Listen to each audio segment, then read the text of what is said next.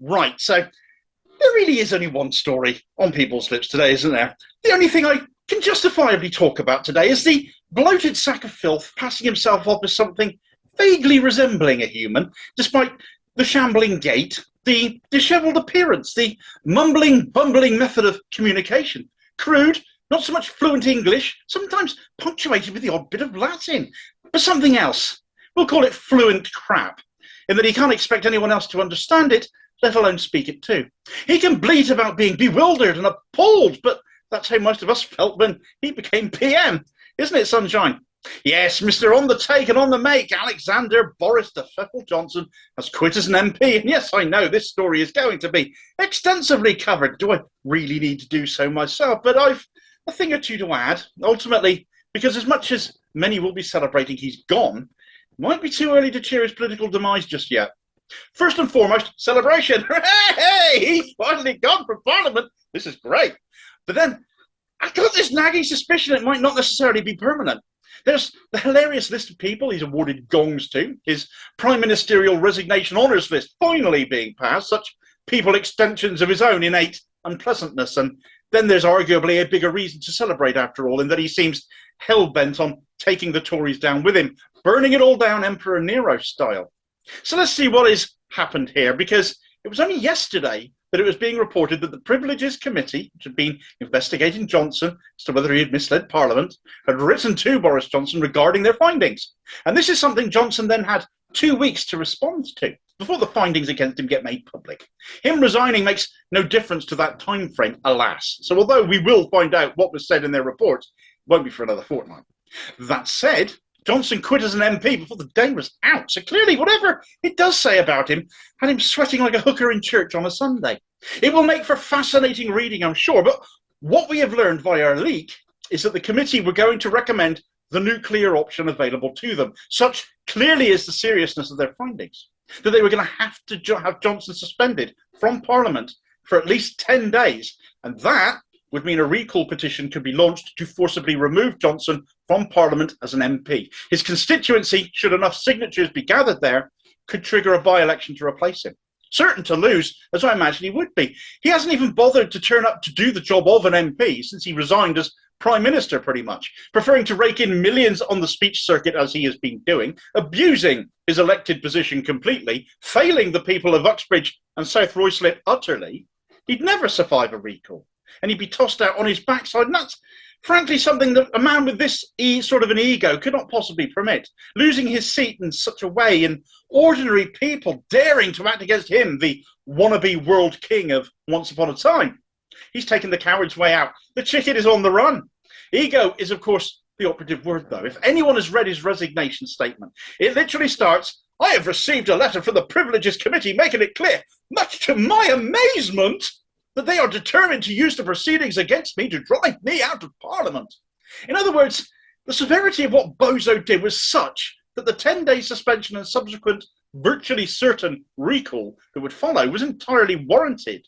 You have to bear in mind that when this Privileges Committee process started against Johnson, it was widely expected they would find him guilty. Yes, Partygate, the fine he got, driven to resign as he was. This was somewhat expected.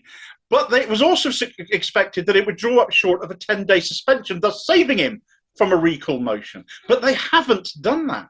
Again, we don't know more at this stage until that report comes out. But he's blowing full Donald Trump at this stage regardless. He went on, "They have still not produced a shred of evidence that I knowingly or recklessly misled the Commons. They know perfectly well that when I spoke in the Commons, I was saying what I believed sincerely to be true, and what I had been briefed to say, like any other minister."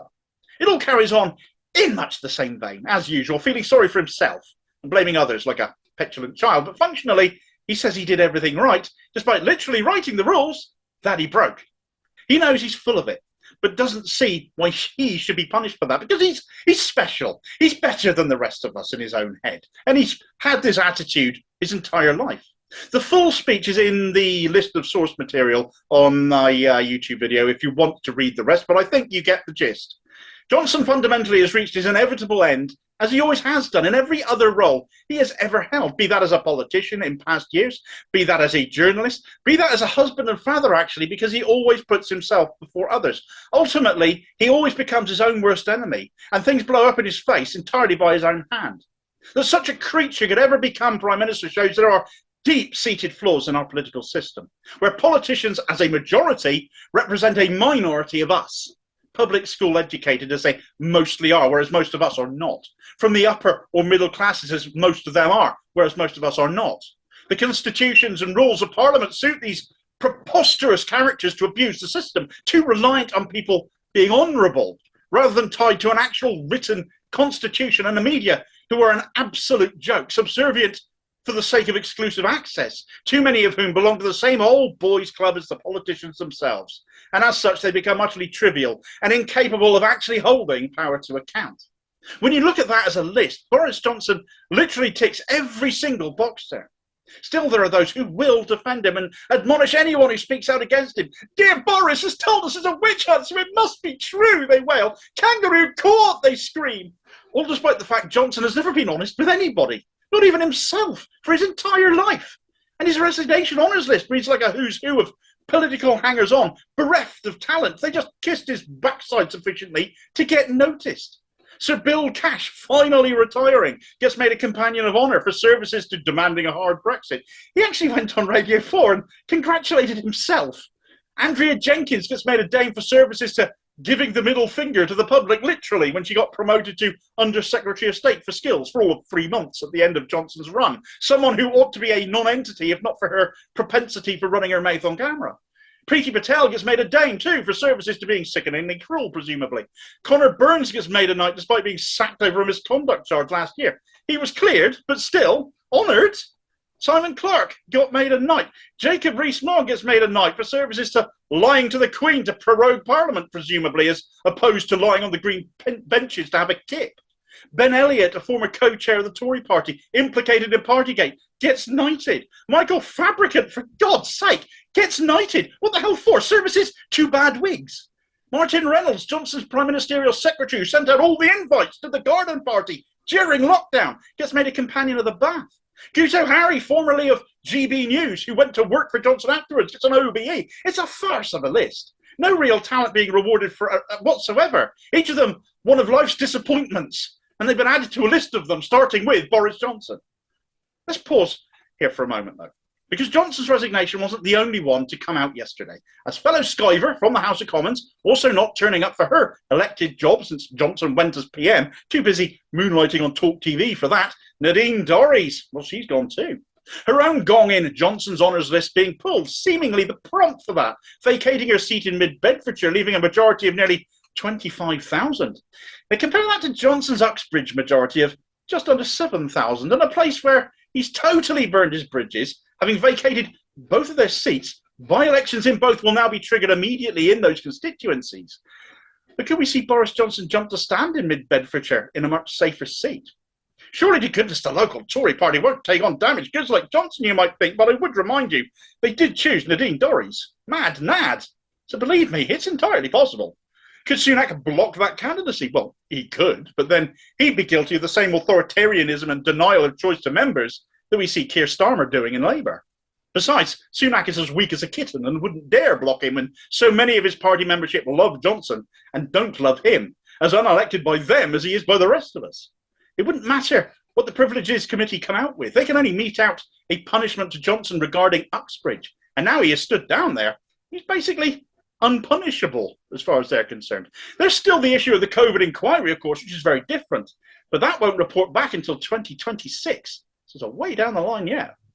The thought of Johnson standing there, despite all the damage he's done to the party, that seeing him re-elected as he likely would be there, would pretty much be equivalent to taking a match to the Tories right now, still stuck behind in the polls as they are. Another gift being handed to Starmer, completely unearned as his lead and has entirely been, entirely based on the Tories collapsing as his current polling is. Whether Sunak chooses to block Johnson standing in mid-beds or not would be a lose-lose situation for Sunak. Of course, we are speculating right now as to whether this is Johnson's intention, but Nadine Dorries resigned first, suddenly giving Johnson a plan B. She said on telly the same day, funnily enough, that she was quitting because of some news she'd received, and where some have figured it's because of her peerage being denied to her, you could look at it another way and think maybe she's got wind of Johnson's intentions here and she's acted first to open the doors for him. We are, of course, straying into the hypothetical here, but would you bet against this? And after you've liked, shared and subscribed to the channel, being told how things are in the straight-talking way regular viewers have come to expect, so why would you not? You don't want to miss this, do you? The alternative is the news, and that's full of people like Johnson, as I said at the start. Check out this video recommendation, though, amongst hundreds of others available, where the calls for Boris Johnson's return are nothing new and have been undermining Sunak for some time. There's a support for the cone-deficient fibber is unfathomable for most of us, I'm sure, especially if you're watching this channel. Not many Tories here, I'm sure, but that support is there nonetheless. And I'll catch you on the next video, I hope. Cheers, folks.